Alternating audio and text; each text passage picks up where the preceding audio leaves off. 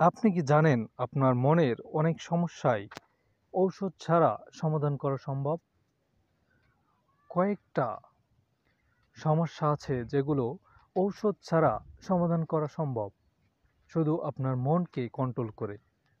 যেরকম আপনার ঘুম হচ্ছে না, তারপর যেরকম কোনো কিছু ভালো লাগছে না, তারপর আপনার খাবারের প্রতি অরুচি, কোনো কিছুর প্রতি আগ্রহ নাই। এরকম অনেক কিছু আছে।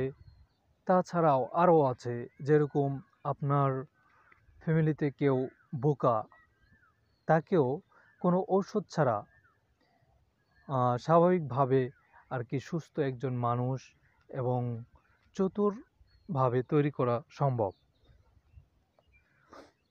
তাহলে আমি আপনাকে বলবো যে আপনার মাইন্ড কন্ট্রোলের মাধ্যমে আপনার অনেক সমস্যার সমাধান আপনি নিজেই করতে পারবেন।